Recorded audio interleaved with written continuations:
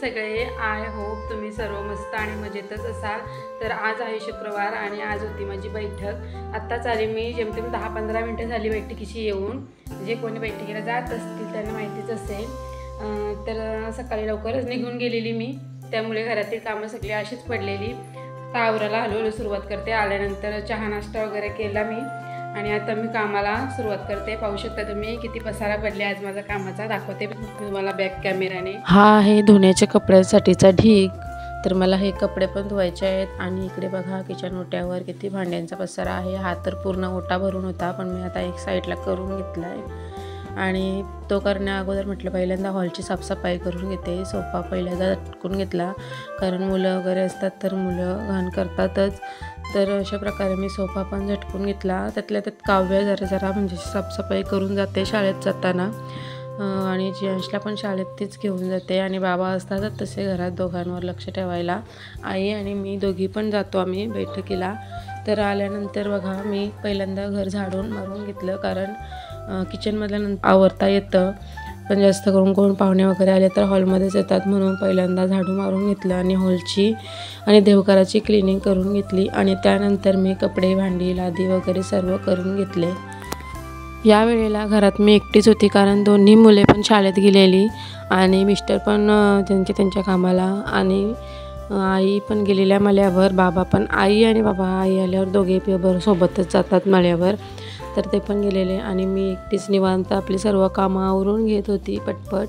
तर इथे माझा झाडू वगैरे मारून झाल्यानंतर मी पहिल्यांदा भांडी घासून घेतली. भांड्यांचा भरपूर पसारा होता चहा नाश्त्याच्या, कारण सकाळी मला 7:30लाच मी निघत असते घरातून. त्या अगोदर मला जास्त काही भांड्यांचा वगैरे किंवा काही पसारा आवरताच येत नाही, कारण आम्ही गेल्यावरच चहा नाश्ता मुलांचा होतो आणि कपडे धुवून पण जाऊ शकत नाही, कारण अंघोळ्या पण सर्वांच्या झालेल्या नसतात.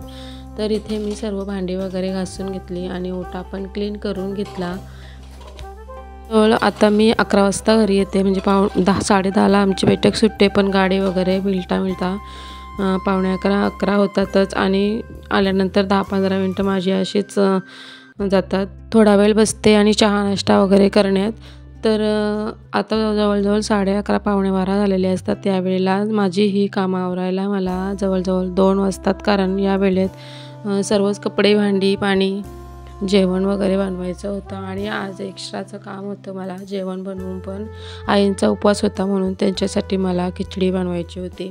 तर बघा बोलता बोलता माझी ते भांडी पण घासून झाली. तुम्हाला बघता बघता ही 7-8 मिनिटाची व्हिडिओ बघायला मिळत असेल, पण मला हे सर्व काम आवरायला जवळजवळ 3 ते 4 तास लागतात व्हिडिओ बनवण्या, परत ते एडिटिंग करेपर्यंत. तर पहा, सर्व काही स्वच्छ झाल्यावरच मनाला शांती मिळते. तर मी इथे सर्व क्लीन करून घेतलं. तर मी इथे किचनमधलं माझं आवरून झाल्यानंतर मी हॉलची लादी पुसायला घेतलेली. लादी पण पुसून घेतली संपूर्ण घराची. आणि त्यानंतर जेवण बनवायचं होतं मला, पण त्या अगोदर म्हटलं मध्ये एक छोटासा ब्रेक म्हणून मी एक ॲपल कट करून घेतलं आणि 5 ते 10 मिनटं ॲपल एन्जॉय केला.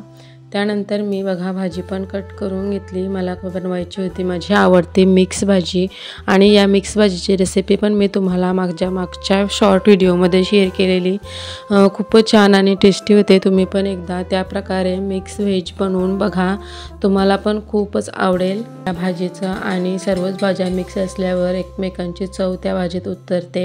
आणि त्यानंतर मी त्याच्यात टाकलेली दुधावरची साय फेटून, पाहू शकता किती छान लुक आलेला आहे ह्या भाजीला, आणि टेस्टी पण तितकीच झालेली.